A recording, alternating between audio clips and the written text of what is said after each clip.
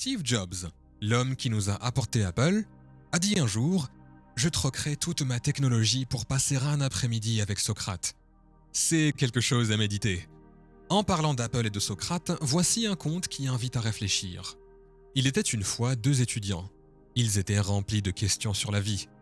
Des questions trop grandes pour qu'ils puissent y répondre seuls. Ils décidèrent de demander de l'aide à la personne la plus sage qu'ils connaissaient, Socrate. « Bonjour, Socraticus », lui dirent-ils un jour.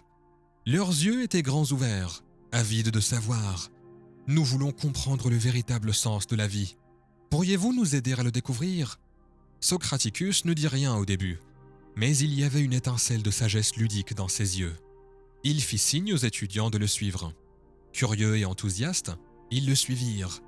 Socrate les emmena dans un verger de pommiers.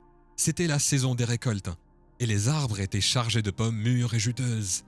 Chacun de vous parcourez une rangée de pommiers de ce côté du verger à l'autre. Choisissez une pomme que vous pensez être la plus grosse et la meilleure. Vous n'avez pas le droit de faire demi-tour ni de faire un deuxième choix, ordonna Socrate. Les étudiants partirent, ils firent tous soigneusement leur choix en traversant le verger. Quand ils atteignirent l'autre côté du verger, leur professeur les attendait déjà. « Avez-vous tous trouvé une pomme qui vous satisfait ?» demanda Socrate. Les étudiants se regardèrent, mais personne n'osa répondre. « Qu'est-ce qui ne va pas, mes enfants ? Êtes-vous satisfaits de vos choix ?» demanda à nouveau Socrate. « Maître, laissez-moi choisir à nouveau », plaida l'un des étudiants. « Quand je suis entré dans le verger, j'ai trouvé une très grosse pomme, mais je voulais en trouver une encore plus grosse et meilleure. Quand j'ai atteint la fin du verger, j'ai réalisé que la première pomme que j'avais vue était en fait la plus grosse et la meilleure. » L'autre étudiant prit alors la parole. « Ma situation est tout à fait inverse à la sienne. J'ai choisi une pomme que je pensais être la plus grosse et la meilleure peu de temps après être entré dans le verger. Mais plus tard, j'ai découvert beaucoup de pommes plus grosses et meilleures que celles que j'avais choisies. Maître, laissez-moi choisir à nouveau. Maître, laissez-nous tous choisir à nouveau. » Les autres étudiants supplièrent ensemble. Socrate secoua fermement la tête. « Mes enfants, il n'y a pas de deuxième chance, et la vie est ainsi. Vous voyez, la vie, comme notre traversée du verger, est éphémère. Un jour, elle prendra fin.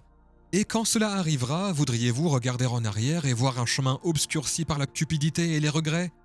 Ou préféreriez-vous regarder en arrière sur un voyage empli de contentement, où vous savourez chaque moment, chaque vue, chaque pomme que vous avez rencontrée?